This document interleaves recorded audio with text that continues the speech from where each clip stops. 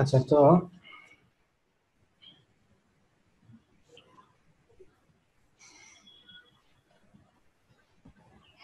তো সেই ক্ষেত্রে এই বিষয়গুলো একটু খেয়াল রাখতে হবে আপনাদের, যে কিভাবে যদি আপনি কোনো কারণে দেখেন যে একদম সিম্পলটা যদি না হয়, সেক্ষেত্রে আপনাদের এখান থেকে কার্যকলাপটা সারতে হবে, আর কিছু চেঞ্জ করা যাবে না। আর যদি না হয় একদম, তাহলে নাই হবে।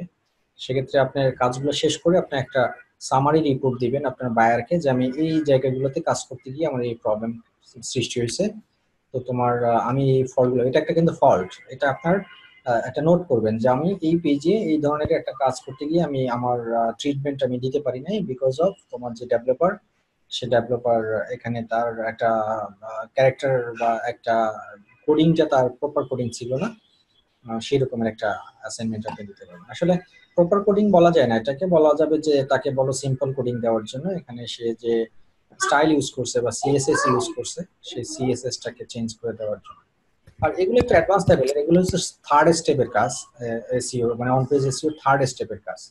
তো যদি আপনি কোনো কারণে ফার্স্ট স্টেপ আপনার কার্যকারিতা আপনি কম পান, রেজাল্ট কম পান, যে আপনি ফার্স্ট স্টেপ করলেন, কিওয়ার্ড ডেসক্রিপশন, তারপরে টাইটেল, মেটা ট্যাগ, এগুলো যখন শেষ করলেন, তারপরে যদি আপনার সাইট কোনো কারণে দেখেন যে কাঙ্ক্ষিত ফলাফল না পান, তখন আপনি এইচ ওয়ান ট্যাগে যাবেন, বোল্ডে যাবেন, ক্যারেক্টার্সে যাবেন, ইটালিক ফন্টে যাবেন। এই সবগুলো তখন আপনাদেরকে আস্তে আস্তে হাত দিতে হবে।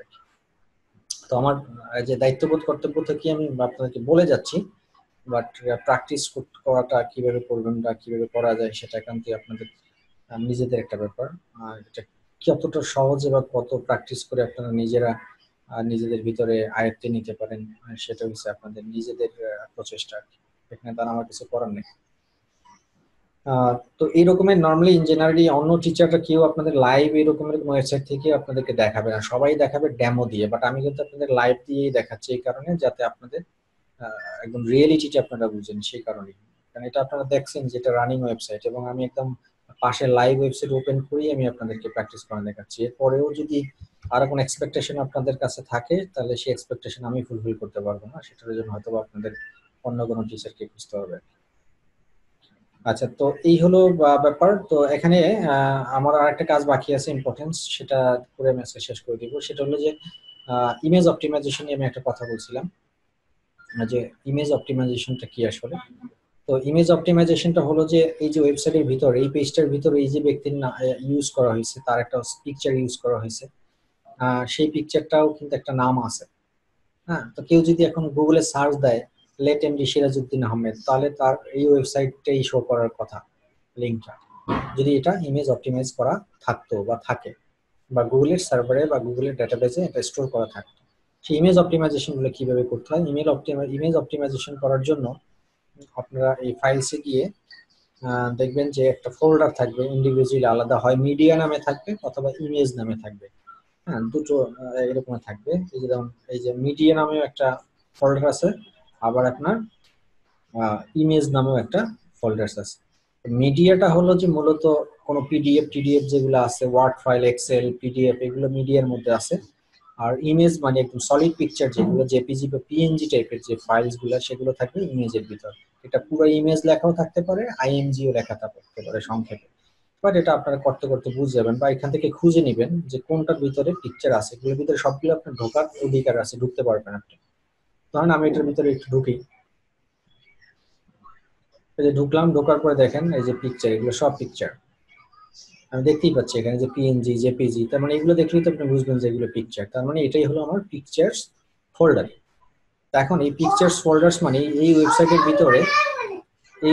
ভিতরে যত ধরনের পিকচার এখানে দেখতে পাচ্ছেন, এই সব পিকচার গুলো আপনার কি আছে, এই ফোল্ডারটার ভিতরে দেয়া আছে। এখন খেয়াল করেন, আমি যদি দেখি, ধরেন আমি এই পিকচারটাই যদি একটু আমি দেখতে চাই, যেটার নাম এটা দেওয়া আছে, দেখুন মাস্টার কোট পিএনজি, যে মাস্টার কোট পিএনজি। এই মাস্টার কোড পিএনজিটা দেখেন এখানে আছে, আপনারা যে কন্ট্রোল এফ এ যান, আমরা ওই জন্য এই যে দেখেন,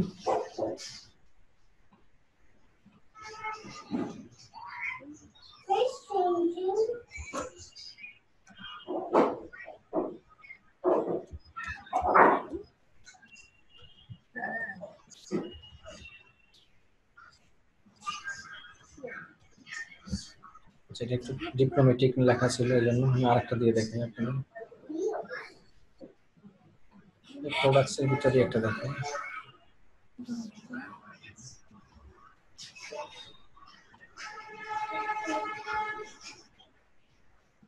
এই ধরুন এই পিকচারটারই কথা চিন্তা করি, তাহলে এই পিকচারের নাম কি সেটা দেখার জন্য কি করবেন, পিকচারের গায়ে রাইট বাটন ক্লিক করবেন, সেভ ইমেজে ক্লিক করবেন, তাহলে দেখবেন এখানে নামটা চলে আসবে, কারেন্ট নাম।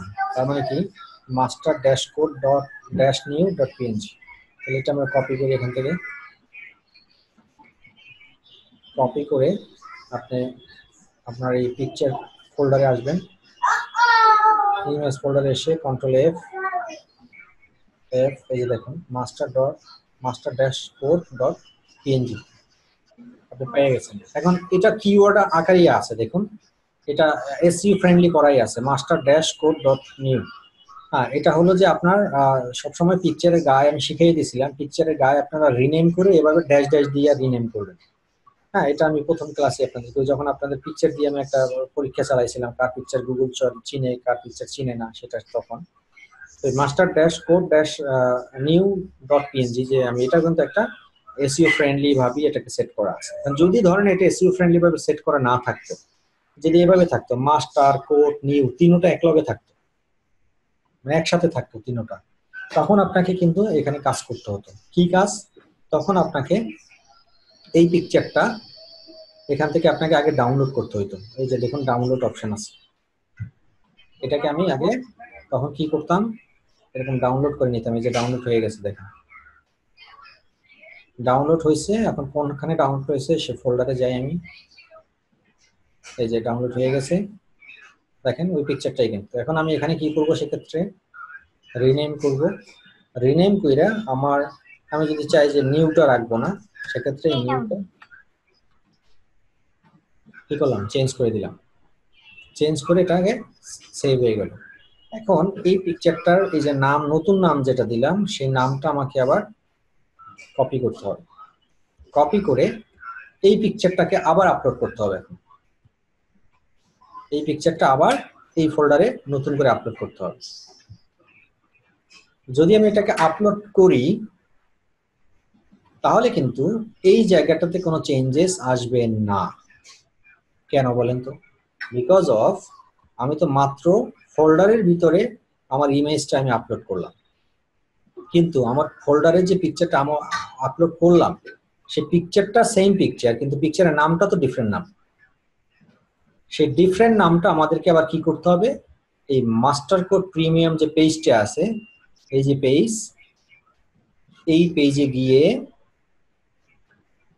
পিকচারটা আগে এই ফোল্ডারে আপলোড করবেন, তারপর আবার ফাইলসে যাবেন, পড়তে বসলি না জ্যোতি? তারপরে এখানে আপনার তোমরা টিভি চালা রাখছো কেন? জ্যোতি তো পড়তে বসছিল।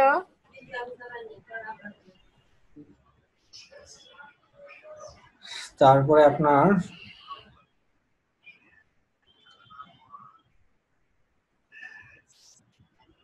আচ্ছা, এখন আমি আছি যে ইমেজের ভিতরে আছি, এই কারণে আমার এই এইচটিটিপি ডক্সে যেতে হবে। এখন দেখেন,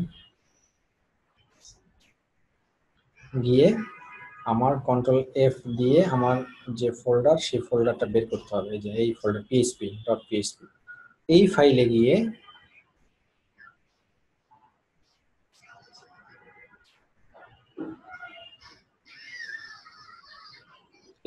গিয়ে আমার এই পিকচারের নাম কি ছিল, এই নামটা দিয়ে সার্চ করে বের করতে হবে তার নাম কোন জায়গায় পেস্ট করা আছে।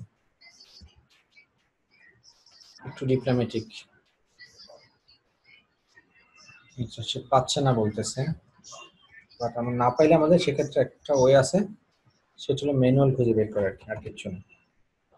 আচ্ছা, তাহলে আমি মাস্টার দিয়ে দিই প্রথম। মাস্টার নামে কোথায় কোথায় আছে দেখি।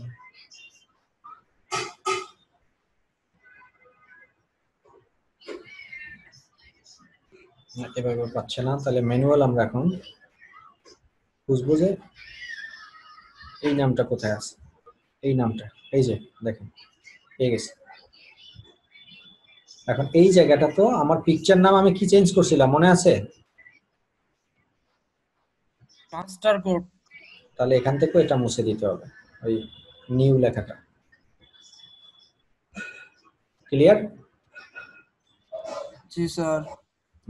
তারপরে নিচে গিয়ে অ্যাপ্লাই, তাহলেই আপনার পিকচারটা এই যে জায়গায় ছিল সে জায়গায় তো থাকবেই এবং নামটাও চেঞ্জ হয়ে যাবে। এটাই হলো ইমেজ অপটিমাইজেশন। এই হলো প্রসিডিউর। এটা আজকে এতটুকুই। স্যার ওই ইমেজ স্যার আপনি কি অপটিমাইজেশনে ইমেজটা আপলোড করছেন স্যার? ইমেজটা না, ইমেজ আপলোড করি নাই, এই কারণেই তো আমি সেভ দিই নাই, নাহলে সেভ দিতাম। আচ্ছা স্যার, ইমেজ অপটিমাইজেশনে ইমেজের যে নামটা ওইটা ওই জায়গায় আমরা তো একটা কিওয়ার্ডও বসে দিতে পারি। তাই তো বুঝাইলাম, আমি তো নাম দিতে কেউ বসাইতে পারবেন বলেই তো এই জিনিসটা দেখাইলাম, নাহলে তো এটা দেখানোর কোনো যুক্তিকতা ছিল না। স্যার শর্ট টেল কিওয়ার্ডগুলো দিলে কেমন হয় স্যার? হ্যাঁ, শর্ট টেল কিওয়ার্ডগুলো দিলে কেমন হয়? ছোট বাট ইফেক্টিভ।